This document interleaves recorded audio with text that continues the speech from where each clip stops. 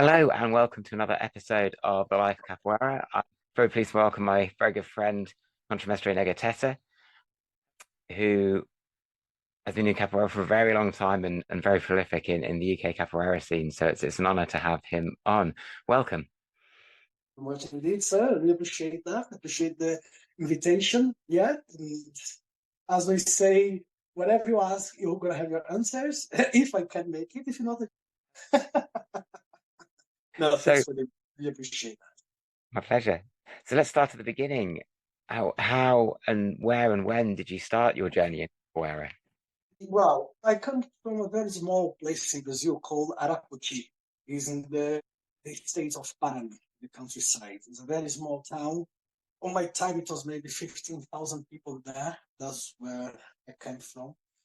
When I was about 8 to 9 years old, my mother moved to a place called São José da Boa Vista. It was a really small town, as I say, big village, let's put it that way, with maybe 5, 6,000 people living there at the time. So the first contact I had with capoeira was a boy called Buju.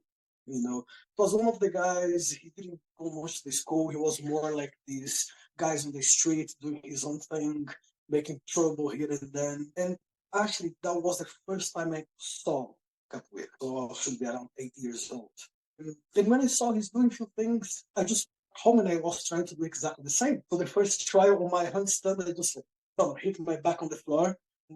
And yeah, and I was like, no, this is not for me. But I still kept seeing these guys doing things on the street. I was like, no, I want to learn it. I want to. So that was the first contact I had with capoeira for some guys in the neighborhood. That didn't last much longer. Maybe when I was about 12, I went back to Arapoti, the city where I came from. It was not far. And then I was selling lolly ice on the street with the little run. And one day, one of my friends just said, "Oh, I'm going for my batizado now." So, what are you talking about? Oh, it's a capoeira batizado. I was like, capoeira where? So I just found him on the street. It was just in the next neighborhood. It was maybe half an hour away from my home. But when he mentioned batizado, first I didn't understand what that was. Second, it was nothing to do with a capoeira batizado. It was just a group of few guys on the street. They decided to get one pandeiro, one berimbau, just play it and give belts here and then. They didn't even know what color belts would be. So my contact, and then I started deeper into it more often. There was some guys called Luciano, Veroni, Lucianinho, João Paulo. So these were like 15, 16 years old guys. The group, I just joined them for a few years. At some point, at the age of 16, I joined the group which I belong now, Guardiões Brasileiros. Still we had a opportunity with Professor Branco. So I left the street, but Branco, he was a very characteristic person. He was a kind of a guy, he never liked capoeira on the streets. So I remember times when we were just training on the street, playing in the park, but we could hear his motorbike coming. So we knew the sound of the motorbike. So we're just like running away, hiding from him. And some of the guys, with passing of the years, they started joining the group, the school. As I didn't have money, I just kept fighting on the street. I just kept playing on the street, learning from guys until I could actually join the group in 1998 or 1999. I think it was 99 when I joined the group. And I stayed there for a few years. In the meantime, I was in the group. I started working in a farm outside of my city, which was about 80 kilometers away. So I was coming back home every weekend. Or sometimes I was coming during the week to his class. In one of these farms, I was working. I met a guy called Arnaldo Ferreira Vicentino. And he was the type of the guys, what we call in Brazil, peão de trecho. He's a kind of person who never sat in anywhere. He just traveled from state to state doing informal work. So he just ended up working in one of those farms who pays cash on hand. He had some problems back wherever he came from, so he never went back. So through the years, I started training more with him until I kind of realized I was kind of more kind type of capoeira, not what I was training in this school. It was more offensive, the lifestyle he was having. He was on the good age. He was on his 70s, I would say, on the time. So it was me and another three guys training with him every single day in this farm after work. So sometimes he was inviting us to go for fishing. 5 o'clock in the morning. So when we get there for the fish, just throwing us in the river, making us coming back up to start the training before even start the work. At 7, now we will start. And yes, he was the kind of guy I dedicate my life more learning from him than anybody else until he passed away. Once he passed away, after 2 years, I went back to the city. I stopped working farms. I never left my group. I was just training with different teachers. When I went back to Arapoti Branco, he was like stopping the class. He was moving to another city and he was stopping capoeira. He decided he didn't want to have nothing to do with capoeira. That was the time when I passed training with his own master, Mestre Jaime. So that's the master I'm following till in these days. So that was my little resume in the capoeira, how I started. And yeah, so for all of these years, I learned from her now. His capoeira was more back the old style of capoeira, if you can call it. He was never putting any names for the style of the capoeira that we were practicing. And a few times I asked who was his teacher, and he said he never had a official teacher. But he highlighted me after some time when we were like more confident with each other. And he was saying officially he never had a master. He was never called a master. He never got any title. But he was a kind of guy who was from Feira de Santana. And then at some point he is a teenager. He moved into Cachoeira, and from Cachoeira he went to Salvador, and from Salvador he just started traveling around. So and then he just mentioned he'd never go back to his hometown, but he never told me the reason why he could not go back to Bahia. But he was mentioning he was going around the rodas, for example, Mestre Caissara, mainly when he was having the Festa do Largo. So he was there with Mestre Caissara all the time. He was going to see Cobrinha Verde in his rodas, according to him, when he was making rodas Xanxan. That was back when he was like very young, in the 50s or whatever. And then when we got to the farm, when I was training my own, he just saw, what are you doing there? Well, this is not capoeira, I can teach you. But as I never believed would do anything because of his age, that was my first mistake. I was only 19 on the time. Until he says, yeah, I cannot lift my legs anymore. I don't have your youth or your strength, but I have my hall. We call it Inchada to work. So if they came off the hall, he was just like, negativa, how? So he was just simply hitting down negative. So after 3 or 4 times, when you get hit on the ribs or on the head, you learn how to go down and up. So he was showing more that kind of capoeira from the streets, that kind of thing of the fight, aggressive. He was introducing me to the knives. He was introducing me to the navales, the foot razor. He was showing like sticks, how to manipulate and use them, and a few other tricks, which could be used on the streets, on the hardest of this. That's my first beginning. That's what I try to bring until now with my school. And what was it that led to you coming to the UK from Brazil? I came to the UK in 2006. It was November 11th of 2006. I came to the UK. The idea of me coming to the UK was to stay here for 14 days officially for a capoeira event. So I was making a company to our master who got invited to come. It took some time for me to decide to come here because originally would be Mestre Jaime, my master, who was another teacher of the group, Fabinho, or Professor Maguila. But Professor Maguila decided he didn't want to come because he didn't want to leave his business in Brazil. Like he owns a garage. I think the employers were not working the way they should all the time, so he was afraid of being away of the business. And I had a couple of friends here, like Eddie and Cristiano. They were already living here. They set up the group. And Cristiano always said he wanted me to come here to England to help with the capoeira, to have a different life. But I never had the intention of living in Brazil. Even if you ask me where is UK in the map, I wouldn't be able to tell you. My geography was bad. And then once I got here, I was supposed to be here for 2 weeks. Once I was here, I had a conversation with Cristiano and Edson, and Cristiano said, look, I want you to stay a bit longer. I want you to know more about UK. I want you to learn history. I want you to learn English. I want you to make a bit of money. Then you can go back home if you decide this is not for you. But as you have the 6 months visa, why don't you stay? And he said, well, how am I going to eat? What I'm going to do? Because I'm not allowed to work. I have a tourist visa. And then we kind of agreed, like, look, what we're going to do is we're going to try opening a capoeira class for you so you can start teaching here or you can start visiting other people.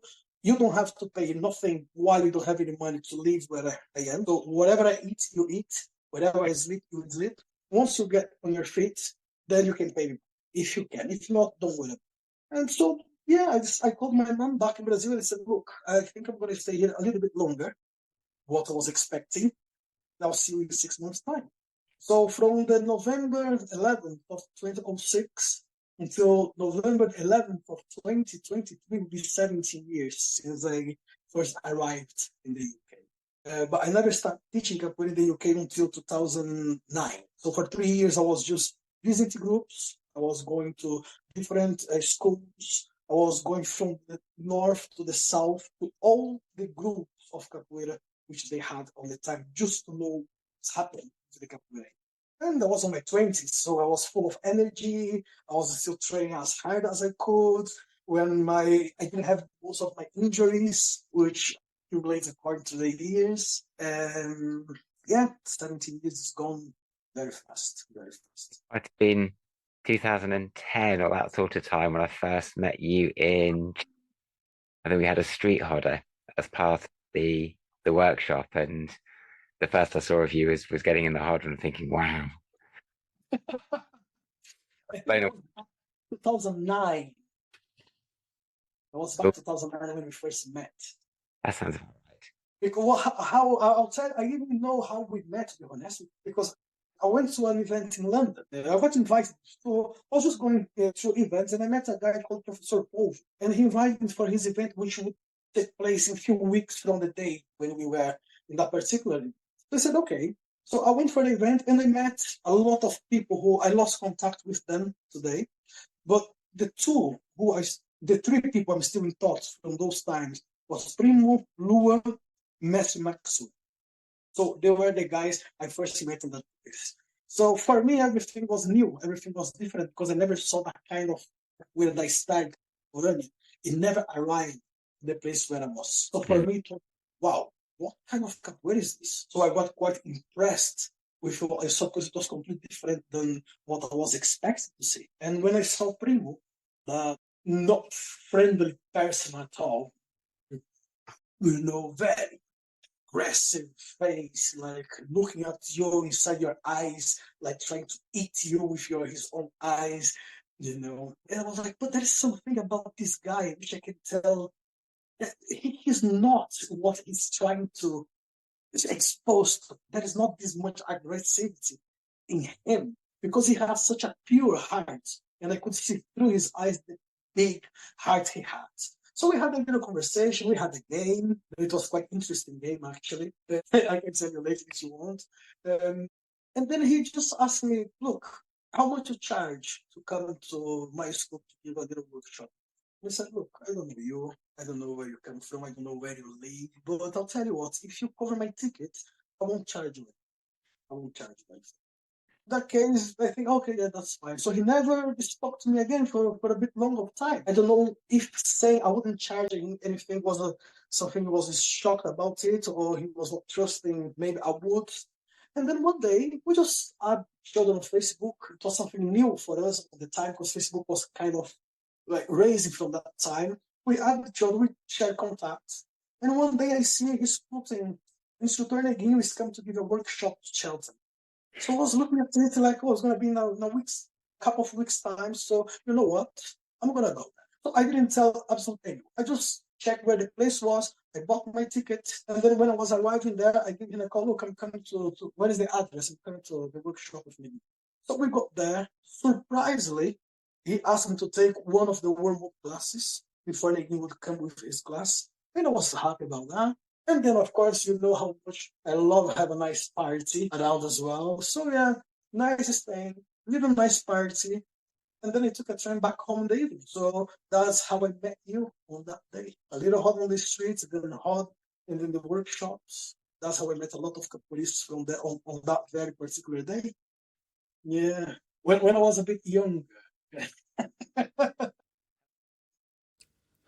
Last year in London at the Vadeia Sampa event, you were recognised as a zelador of UK's capoeira, preserving the traditions and ancestry of capoeira.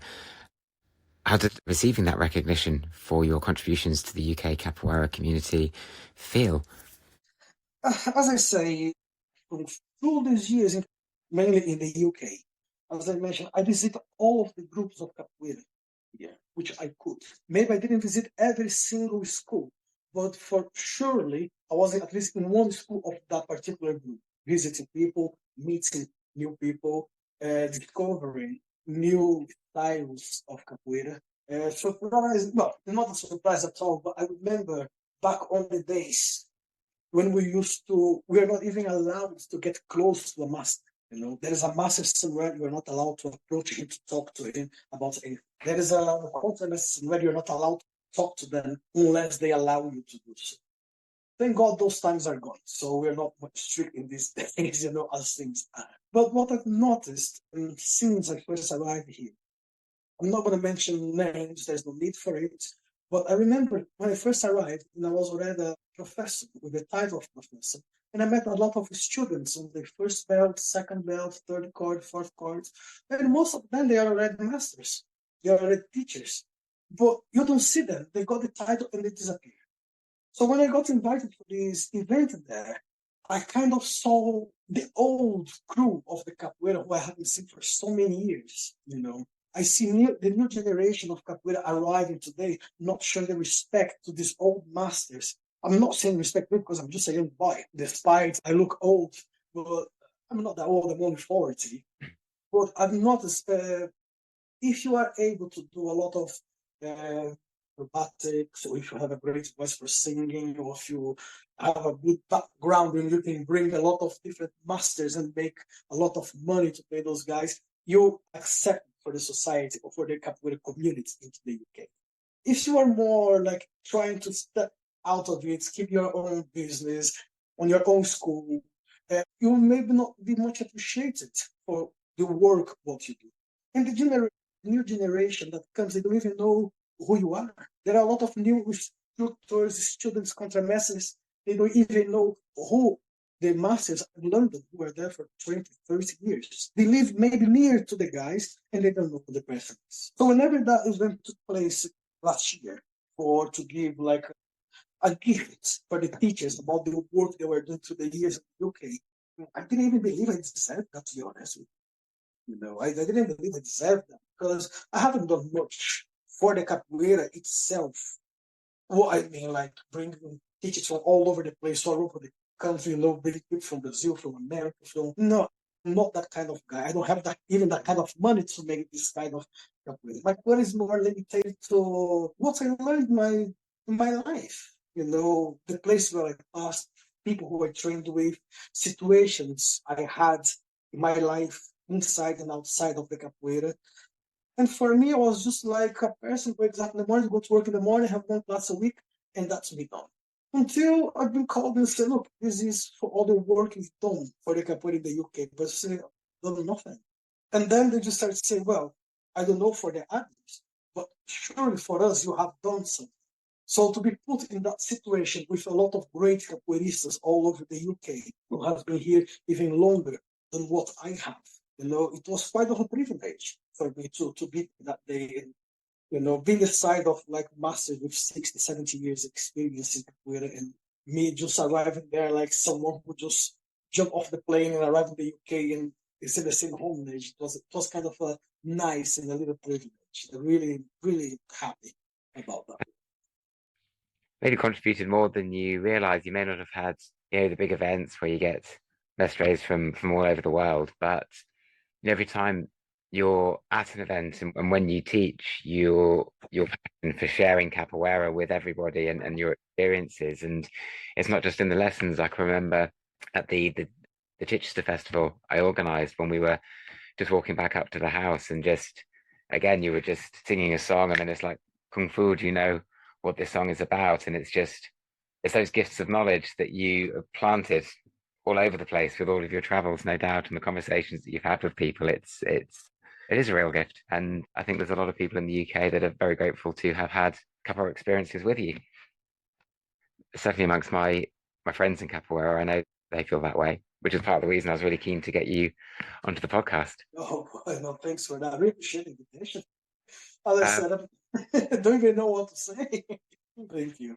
and obviously, it's not just capoeira that you've been given. You frequently do fundraising things to sort of raise money to buy food to feed the homeless. And And there's other contributions you do to the wider community well outside of capoeira, which is just fantastic. And what a lot of your fundraisers have been for things like, say, helping to feed the homeless. Your latest, I believe, is to help Mestre Jaime back in Brazil. Would you like to talk a little bit about the fundraiser you're doing at the moment?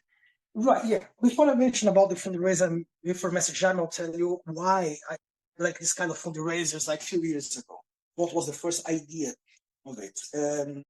You only understand a bad situation when you are in it. So to understand about starvation is not because you didn't have food for 1 or 2 days and you are hungry and you didn't have food to eat.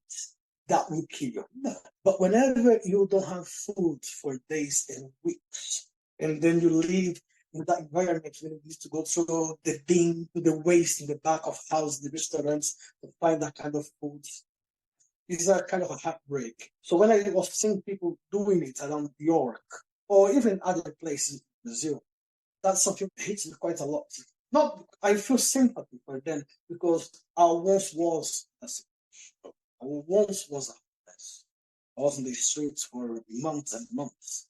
Sometimes not having anything to eat. Sometimes sleeping under whatever I could hide from the rain or whatever hide from people trying to beat me up. So I became at some point in my life we call the young shaker. So I was a kind of a bouncer for those kind of place for male entertainment, if I can put it that way.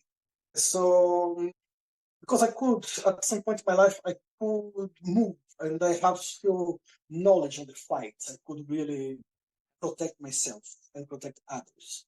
So sometimes I was just doing those kind of jobs and sleeping in those places because I didn't have nowhere else to. And do I find someone who actually a reason to not give life? Not now, became a homeless. It was something which it just is not because I had a bad family. I never starved when I was at home. I always had food at home. But when I decided to leave my mother's house to go to the world, I never want to put my head down and go back. How doesn't matter how hard the situation was, I never want to quit on my parents. So I just decided, I don't care how hard it will be, I'll go for it. So as I started doing fundraisers to help people to buy food, so I was cooking at home, I was giving food to the homeless, I was going around town. Now, going to this fundraiser I'm doing for Mestre Jaime is, this guy is very peculiar, you know. If I have to say to you now, why I trained with Mestre Jaime, you know, like your master met him, Primo met him, Lua met him, some other guys from UK met him. And when you look at Mestre Jaime and you look at me, it's two complete different things. We are completely different one to the other. Okay. But that little man who has, according to him, has nothing special to offer to no one with his simple capoeira. He never drank alcohol, maybe he drank alcohol once. He never smoked. He never went for gambling or anything. Only trains and work and look after his family and people around him. And he never charged me even 1 penny for absolutely anything in capoeira. He never came to me and said to me, look, can you give me a tenner just to help me to buy a soft drink? Never charged for absolutely nothing. And I'm not anybody special because since I know Mestre Jaime, if you can pay the monthly fee, you pay. If you cannot pay, you're still going to try. And for the kids, for this past 30 or 40 years, I have no clue how long he's doing that. He does social work with kids who the parents, they are drug addicted, or they are in prison for some reason, or they are alcoholics. So he helps those children to not go on the same path of the parents. So he never charged for the kids to train with him. He takes money out of his own pocket to buy uniforms for them when the Brazilian government does not help him. Now he started a project with the adults as well. So now he's teaching adults instead of being on the street doing mass. He just bring it to his school to teach them something which can bring them to the future. So exactly the same what he did to me. Because let's put it that way, I was a lost cause for what I was doing for my life in my youth. So he was the person without having to raise the voice at me, without having to put his hand on me, just with his kindness. He brought me to the place where I am now, made me a better person than I once was, and I don't want to go back to that. And even if I wanted to go back to be that person, I simply can't. So Mestre Jaime is a kind of, he forms citizens for the world. So the capoeira, I don't even know how to describe Mestre Jaime, his style or his capoeira or his personality. It's just like my, just, I love the guy like I love my father, you know. And for all of his work he's done to the society, and he's a simple man. He's a joinery. He's not like a person who lives through the capoeira. He never makes money with capoeira. He pays from his own pocket sometimes to give some belts and uniforms and food for. Now he works in an orphanage every other day. But the wage in Brazil is like is very small. So whatever he gets paid in there is not enough to cover all the bills. So on the days he's not working as a driver for the orphanage, he's working as a joinery, like building houses or walls or whatever he can do. But he's on his middle 50. In Brazil, to make a concrete, that is still very rudimentary. He still needs to go with the hole and make it. So we were talking, some guys, and thinking, right, maybe we could just get some money to help him to buy a concrete mixer and to buy some tools for his work, or even to help him to buy uniform for the kids or for the adults to give some food for whatever people. So I spoke to some of these children, so we came to the conclusion, I'll tell you what, let's do a little fundraiser. If people help, even with £1, £2, whatever, and then we can get and send it to him, that will help him straight. But we never even spoke to him. I don't even know if he knows about that yet. I just put the fundraiser for him. I put his name in there, and probably he's going to be calling me like a couple of days to find out what we have done. Just trying to raise some money for that job. That sounds like a really worthwhile project, and I hope that a lot of our listeners can help if they can afford to. Appreciate money's tight in a lot of different places, but obviously, if you are able to help, then this will be linked below in the episode descriptions. Thank you for that. Appreciate it. So, Mr. Jaime has obviously had a big impact on your journey in capoeira. Who are the other mestres and people that you have met on the way that have also been influential in your capoeira journey? Right. If I have to put in that way, for example, I hear a lot of people saying, we are descendants of slaves. We need to protect our culture. We need to go back to the past and find out what our ancients were doing, how they were mistreated, and whatever bad happened to them when they were slaves, so we're not slaves anymore. I do respect all their opinion about that, about the culture, but I have my point of view on that.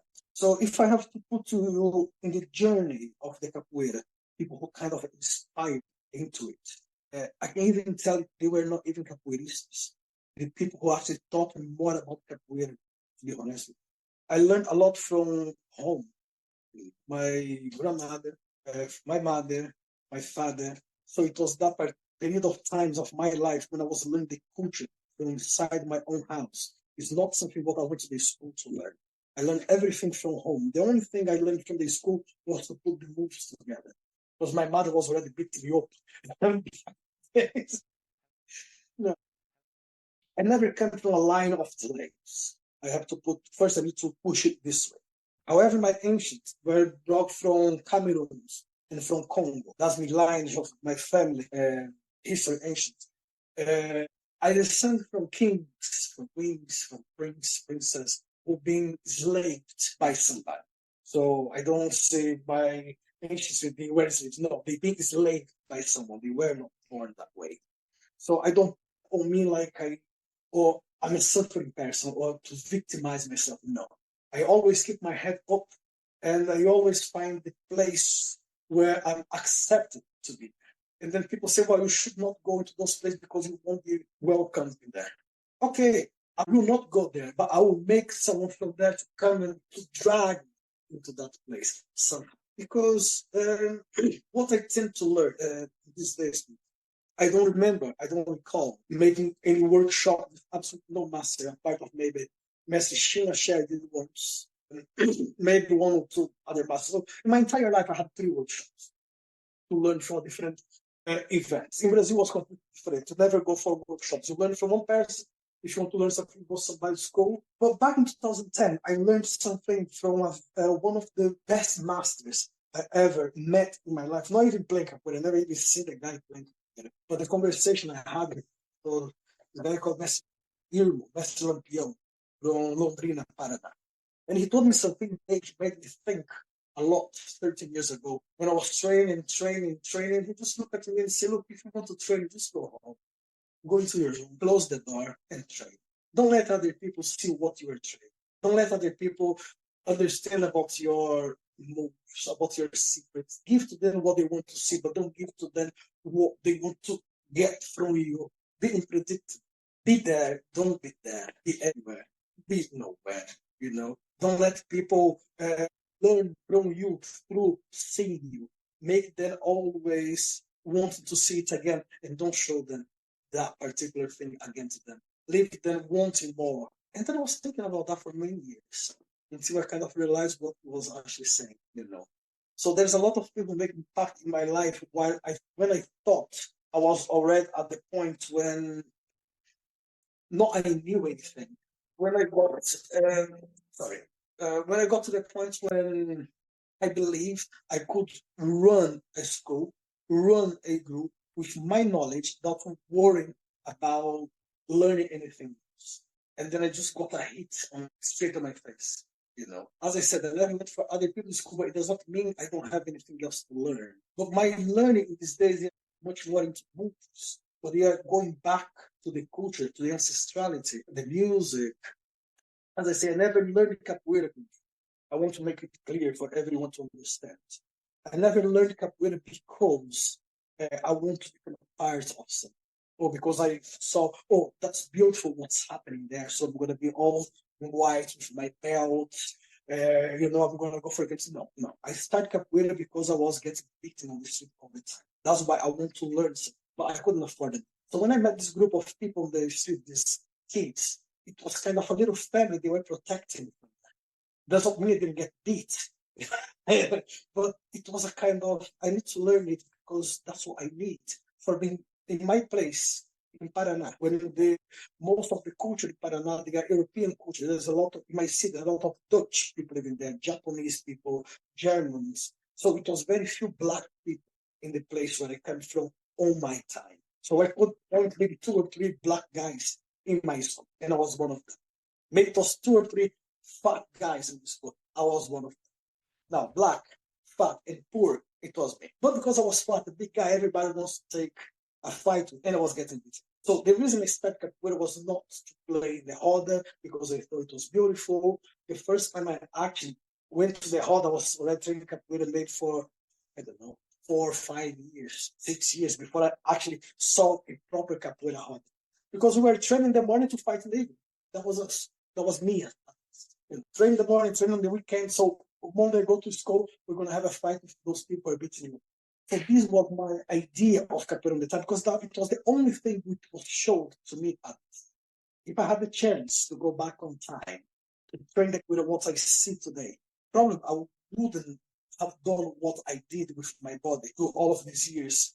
Hurt myself, the injuries I had acquired with it. Now, at this stage, when I look back, yes, maybe back then I would start a different type of. But this very much I kind of think the capoeira I have learned back then. I don't like the injuries which I have prizes for all of these years. But all the time I meet a capoeirista, like from the old times. When I say the old times, I'm talking about, like, for example, I made a very good friendship with a master called Mestre Negoteta. He's from São Paulo. He's a gentleman. I think he's almost in his 70s. So we had a great experience of playing capoeira in London a few times. And a few times we had the privilege of being one of those Vadeia London to play with good truck razors. When we just put the razors, when we just bring our walking stick, when you can actually put your hat down, know you have razors to your hair, know you have a few other tools on your pocket, and we're free to use it in the roda, like in a friendly, not aiming to harm anyone, but we could show people something which is not being shown anymore. You don't see this kind of things in capoeira anymore. You don't go to the roda, you don't see someone pulling a navalha and then just make it a nice game. People say, well, navalha you can put on your foot and play. No, navalha is not to put on your foot. It's staying hidden on your pockets, on your shoes, on your hat. If you need to use it, people don't see what's happening there. But when you have the chance to do a little theater and show people these skills, and then this kind of person I want to meet an experienced person with a great of knowledge who can not only show me the movement, but who can sit down with me and teach me something. As I said before, there's a lot of things for me to learn from the new version of capoeira, the modern. There's a lot of things for me to learn. But the thing is, do I want to learn? Because it's already hard for me to keep and to maintain what I have and what I have learned through these years to pass it to my guys. It's already hard to maintain some of this. Being about rhythms, what we play here, the different rhythms, different games we play in the roda, the martial side of the capoeira, the self-defense, the weapons, the music. There is a lot for us to work on. So that's why I tried not to bring anything new into it. But for some people who are not aware what we do, for them we might be just some crazy people doing some awkward things up here, like hitting a wall with our head balls or punching the walls or, doing training with the machetes or with the beating balls, hitting each other. But this is what I learned. This is the legacy that was left to me to carry on that. I come from the lineage of Mestre Berré, Mestre Pensar, Mestre Silvestre, Mestre Mirão, Mestre Gildo, Mestre Jaime, and myself. From Arnaldo, I come from Arnaldo, got some of the knowledge got from Mestre Caissara, from Mestre Cobrinha Verde, or whoever else was at the time when he was up there in Bahia. So this is what I bring with this street capoeira. So, but of course, I cannot behave, mainly in Europe, and do things here what I was doing back 20 years in time. We need to make this evolution, we need to make it better. I don't want to be that guy who's been hated by everyone. I just have my own thing. I play my own capoeira. I'm not the fastest guy. I'm not the strongest guy. I'm not even the prettiest guy with a pretty body to go and take the t-shirts off and make all the miracles. The only thing what I carry with me is a little bit what I learned back on the days. And I don't make capoeira out of my living out of it. So I can choose where I want to go. I can choose if I want to go for your event or not. I can choose who I'm playing with. Sometimes I get to events and then I see the students jump in front of master, get the big bow, say whatever they want. I just on the side. If they stand in front of me, I just let get out. Why are you doing that? Because you need to show some respect. I'm not telling respect because I'm a country master. No, just respect for the elders. There is this thing now people call you man, brother. People never saw you in the entire life. They already come with this. Hello, my brother. Hello, how's it? I can call you my brother. You can call me your brother. We know each other for so long time. But now I just meet a person tomorrow and don't even address me according to my title, which for me is absolutely fine. If you call me Negoteta, it's great. If you call me Negão, if you call me Sandro, I don't mind. I'm not very strict into it. But also, I'd like to have sometimes a little bit of respect from people who I taught capoeira once when they were a student, and now they are already masters. And they look at me like a waste of space on earth. They just look at me, well, you're past, you're gone, you shouldn't be here. In that moment is when I bring my culture, that's when I bring my ancestry, that's when I bring my praise, that's when I bring the genesis and the tonic of my knowledge. But now, do I have time to fight with people these days? No. That's not, I'm going to get up with a house. My thing is on the street. It's always been and will always be. I'm not going to go to your event to destroy your event to fight with anyone at your event. I'd rather just, if something happens, I'd rather to get my backpack and I'll go back. I have a family to feed. I have a life to go on, and life is beautiful. Your life is beautiful. So, and I don't have like an idol which I can say, look, I like this guy because this guy plays very well, or I like that guy because that guy sings very well. No. I believe everyone is individual, and I can learn a little bit from everything. The great capoeirista, the bad capoeirista, there is the words for everyone, so we should be there everywhere. The only thing is I can choose from who I want to learn from. So if you go for an event, there's a great master giving a workshop there. But if I say, no, that is not true. That's not what I want to learn. I'm simply going to sit down on the side. I've been to events where the master was giving a workshop, other masters taking place in the workshops.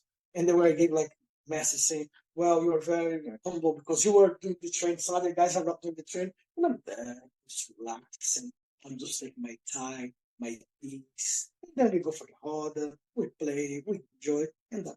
And then they ask why you didn't take part of the training. Because that's nothing what I want to add into my. I'm not saying everything is wrong or bad, was better or worse than mine. No, it's just something what I don't see a need for myself to learn. That's how I take my career, my life sentence. And that's why some people call me crazy. They call me a madman. But I'm not mad. I can say you are a mad person, Kung Fu. Because I'm a very normal person. And some of you guys, you want to be close to me. So if people think I'm mad, you are even crazier than what I am, if you want to be. And if our listeners want to join the Mad Crew, how can they train with you? When do you have your classes at the moment? Right. I have one class at the moment, which is in Leeds, the West Yorkshire, every Wednesday. So my class is from 7:30 till people can breathe. Sometimes the class goes until 9:30, sometimes goes until 10, sometimes goes until 10:30. So I had a little project which I was teaching on Monday, people with learning disabilities. So it was two people, two girls and one boy, they were blind. At some point, it was a couple of guys in a wheelchair. It was another guy, he was mute. So the idea was just to start some capoeira, tell a bit of story about Brazil and capoeira. And it was a project of 3 months. It turned to be 2 years and 10 months, the project, what we started. So we just stopped now had a little break. So it went better than what we thought. And I was in New York, which my group is still in New York for all of these years. So I have at the moment 5 instructors in the group. What we call them monitors. So monitor in my group is a little bit different than the monitors we see in the other groups. Because monitor here is just one belt before professor. So they're like instructors. So there is John in New York, Paige in Warrington, and Leeds. There is Gail, Christina, and James. They are there with me. So they are the ones who runs it. They are the ones who organize the group. They organize everything what should be in there. They put everything according to what it should be. And they just run this school, which after 7 years, I just want everyone to disappear from my school. I don't want to be in a classroom Kung Fu with one person for 10 years. After 7 years training capoeira with me, if you don't have that knowledge, just to go out to another people's event and try to learn from other groups, what are we doing here? So after 7, 8 years, these guys, they simply moved, well, they kicked them out of the group so they could study unchecked into the capoeira. So my class is on Wednesdays, and time to time I go to visit every school which they are teaching. And I tend more to go for capoeira events to some of my friends in these days. And I'm about to start studies about the capoeira rhythms and the berimbau, all capoeira games which I played. At least I played them. In my group, some of my friends' schools, but in general, they've been forgotten. Time may not be used anymore; they just be left. So I'm trying to bring it back into capoeira, at least in my school. Brilliant. Well, thank you very much for joining us today and giving up your time. It's been great to hear all the different tales from your life in capoeira and your philosophies and ideas. We'll be linking to the social medias and the fundraiser in the descriptions below. The final question I like to ask, though, is what is capoeira? What is capoeira? That's a good question. What's capoeira? I'm going to talk about myself. People may like it, people may not like my answer, but this is just a thought of a loose madman. Okay, just a thought of a little bit. Let's put it that way. If I have to describe to you capoeira as a fight, I'm gonna break all the other elements of capoeira. If I say capoeira is a dance, I'm gonna forget everything else. So for me, capoeira is life. For me, capoeira is that is lies what was missing in a picture, and you just put it back to fulfill my life. Okay, everything what I do in my life, it turns around my family, what I do, like when I wake up for work, before work, I do my training. I think through the day. I don't think capoeira as a way to make my living. I don't want to make money through something what I believe is something what I learned from my house, as I mentioned. So for me, if I have to say capoeira is a fight, no, capoeira brings elements of fight. Capoeira brings elements of dance, elements of music, of culture, history, philosophy of life. If I have to tell you in one word, what's capoeira? Life. That's how I can describe it. Because everything I can describe to be capoeira, I'm going to be very cruel because I'm going to have to leave everything else on the back stage. Capoeira is a fight, so it's not a dance, it's not culture, it's not folklore. So capoeira is all of it. But to reunite it all, I can just say capoeira for me is a life. Not my life, but is a life. Thank you very much. No problem, sir. Well, it's been a pleasure, and I'm looking forward to when our paths meet again in real life. Until then, though, we have the internet, and I'll be linking to Contra Mestre Negoteta's social medias below, and you can get in touch with us, dear listener, if you want to. thelifecapoeira@gmail.com, and we're on Facebook and Instagram as well. Until next time. Ciao. Ciao.